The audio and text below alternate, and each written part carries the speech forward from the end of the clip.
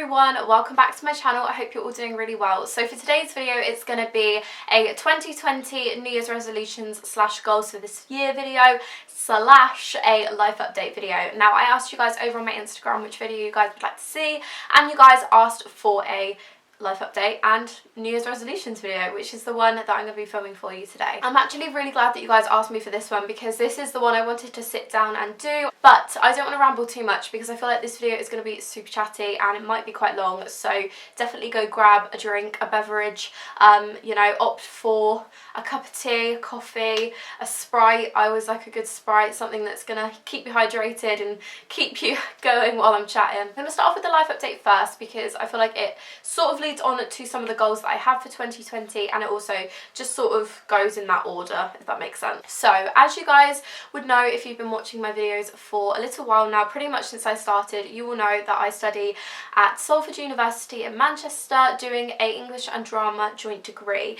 Now, I am just going to come out and say it, I am dropping out of my uni course and I'm leaving uni. So this has honestly taken me so many attempts. Like, you guys don't even know how many times I've sat down and filmed this video and edited this video and uploaded this video but kept it private because I just felt like every time I did it, I just feel like I wasn't explaining it properly. And I know I don't owe anybody an explanation. I know this is my private life and I know that it shouldn't really matter what people think.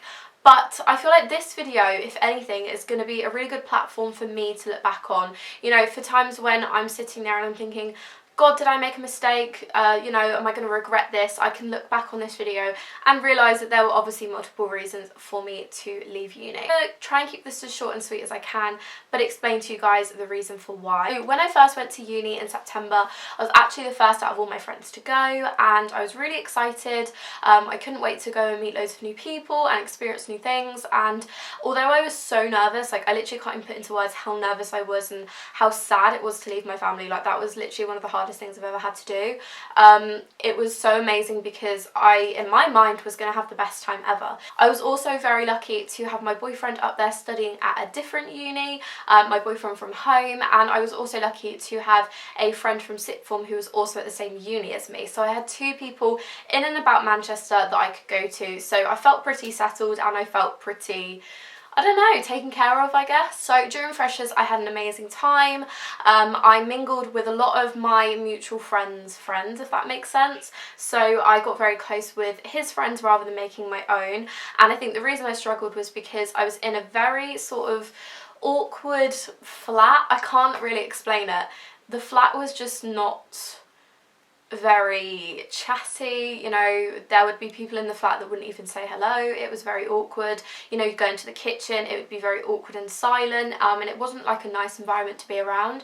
I was also in a hugely mixed flat, so I had people that were like 21 and doing their own thing, and then I had people that didn't drink. I had two people that literally didn't drink at all and didn't go out. I had somebody that had never even gone into the Manchester Centre before, even though they were at Salford for nearly 3 months. You know, I had a very sort of, I want to say, like, isolated flat, and although I did get on with one girl in the beginning, they just weren't really my people. And I think that slowly after Freshers ended, I began to realise that I was actually quite isolated, and the only time that I was ever socialising was through my boyfriend, who I was so lucky to have, because if he wasn't there, I wouldn't have pretty much left the flat and it would have been an even worse situation for me. So I'm so glad I had him there. The weeks sort of went on and I was getting into my course. I then began to sort of not enjoy the course. Now, obviously the course was the main purpose for me, and when I wasn't finding my social groups, I was trying my hardest to get involved in the course to sort of distract myself.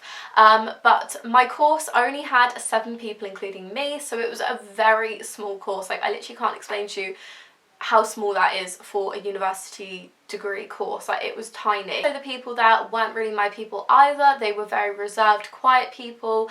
I was somebody that wanted to go out and socialise and drink and, you know, just do fun things that I like to do, and they were very different from me and had very different interests. So again, I felt quite isolated. It began to take a really big toll on me mentally and me physically. So when I went home for my reading week, which was in October, I remember literally sitting on this bed with my friends. We were about to go out and they were telling me about how much fun they were having at uni, and it made me realise how much fun I wasn't having and how my uni experience was so different to theirs, and how they were having the best time ever and I obviously wasn't enjoying my time at all. Although I didn't want to go back to uni after my reading week, I did go back because again, uni is such a big thing and I knew that dropping out was a huge decision and I didn't really want to make it, so I tried my hardest to sort of push through it, hoping it would get a bit better. When I was back at uni, it just got even worse. And I began to get so left out from some of the friends that I'd made.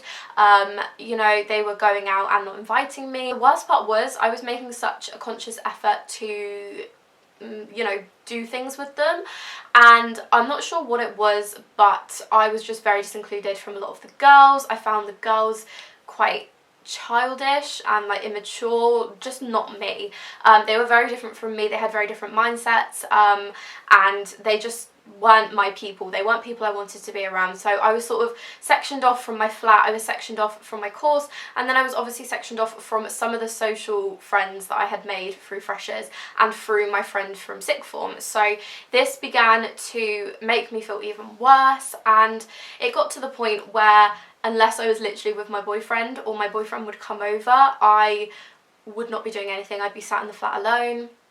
I remember my boyfriend came home for a visit and I was at home in the flat for 5 days, and I literally left once to go to the gym, and I didn't leave the flat, and I was in such a horrible state. Like, I don't want to be too depressing and I don't want like this video to be really negative. If anything, I want this to be like a positive video, but I just remember feeling so down, so tired. I wasn't going out, I was so sleepy. I remember going to bed early because I knew that by going to bed it would give me something to do. Like, I was so bored. He started to make me unwell, so I started to get really bad stomach pains. I was feeling sick. I was just generally feeling a bit run down, and it wasn't good. So me and my family all decided that the best thing to do would be to come home early. So I ended up coming home from uni on the 6th of December instead of the 12th. So it wasn't too early. I had literally been there just under 3 months, so I had definitely waited it out. And my Christmas break, so what I'm currently on now technically, is the time that I decided I would think and, you know, really think about the decision, really think if this is what I want and is this the best decision for me. And after coming home and after the stress literally just like vanishing off my shoulders, and, you know, not feeling as anxious and not feeling as worried, and of course I feel like I haven't mentioned this yet, but the reason this was so concerning for me and for the people that cared about me was that I have suffered with really bad anxiety in the past, from a really young age. For this to sort of rise up again and get bad, and for me to, you know, mentally not become very well again, it was concerning, and I knew that I needed to be around people, I needed to be around my family, I needed to be in a familiar place, I needed to be at home. So after being home for Christmas, I then decided that the best thing for me to do is to drop out and to leave the course. Now, as you can imagine, this was a really hard decision, and I literally cannot stress enough that this was not made lightly. This was entering my head from like, I want to say like mid to late October, and I didn't actually leave until the 6th of December. So this was going on for quite a while, and, you know, even before I moved to Manchester, I was very cautious and worried that it wouldn't be the right place for me. So in my head I was still a little bit concerned that this might happen. So for my worst scenario to happen was obviously not great. But I can assure you all now, I'm so much happier being at home. I'm not 100% still, but I'm so much better and I'm in a much better place than when I was at uni. And there were just so many things that came into part, and the reason that I did this video, well, filming this video, is because I wanted people that knew me personally to be able to watch this and for it to answer their questions to why I'm leaving, because there were so many aspects of uni and being up there that contributed to the reason why I left. And One of them, I can promise, was not that I didn't want to be at uni. I have plans to go back to uni. It was not studying and uni. It wasn't me being lazy. It was just all the other aspects of it. And it was so difficult because it was getting to the point where I was relying on people too much. I would have to FaceTime family members every single day. You know, I was relying on my boyfriend to pretty much like keep me happy, which isn't healthy and wasn't fair on him. But on a lighter note, I thought that I would just explain to you sort of where I'm going from here, because I feel like it's so easy to say, oh, like I'm dropping out of uni, but I know one of the big questions is what you're going to do now, and I do have a plan in mind. So my plan for the future is to, like I said, reapply for September this year. I am currently going through my applications, applying to unis, doing my personal statement, all that sort of stuff. Be applying for a primary education early years course close to home, so I'm actually going to be commuting instead of living away. I think living away from uni made me realise that it probably wasn't the best thing for me to do, and I certainly wasn't ready for it. Although it matured me, it just wasn't the right thing for me. So I'm going to be applying next year, and it does link to what I want to do, because although I wanted to do English and drama, I always had the goal of teaching it in the future, whereas now I'm actually just going to work towards a full degree that is teaching based, and then when I finish the degree I'm a qualified teacher rather than doing a PGCE. For now I am just going to be working and earning money. I'm going to be applying for some roles that are involved in schools to get some experience, so like teaching assistants and nursery assistants and things like that. And now we're going to be moving on to the 2020 goals, because I want to end this video on a high note, on a positive, and I wanted this video to be positive, and it will be. So let's move on to what my goals are for 2020. Let's grab my notes page, because I wrote these out yesterday so that I had them on. First one, so cliche, and you're probably going to think, oh my god, Molly, everyone says this. I know they do, but I'm going to be that person too. I want to be more positive, and that is my #1 goal for 2020. I want to look back, you know, in December 2020 and think, oh my god, I had the best year. I was so happy this year. I did things that I wanted to do. I had a positive outlook on life, and I had a really good year. I just feel like there's no better feeling than feeling like you've accomplished something and feeling proud of yourself. To stop overthinking a little bit more, stop being so anxious, hopefully cut all of this anxiousness out, and just have a more positive outlook on life. Feel more happy, be more happy. The thing is to save money.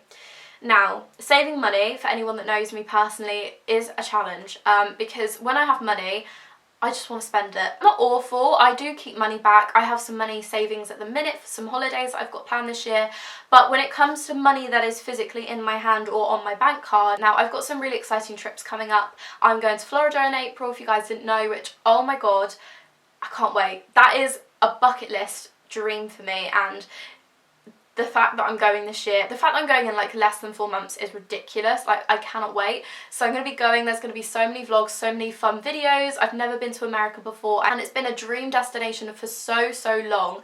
So I am really excited to get going there and just experience everything. Go to Disney World, because, you know, we all know I'm a Disney fan. We can see my Disney teddies in the back. And of course I just want to save some money for my future, things like mortgages, stuff like that. I want to have more of a sort of, what's the word? I want to save some money and I want to plan for my future. So save money is another big one for me. The last one is live a healthier lifestyle. Now this one sort of ties into the first one of being more positive. Now I want to get back to the gym.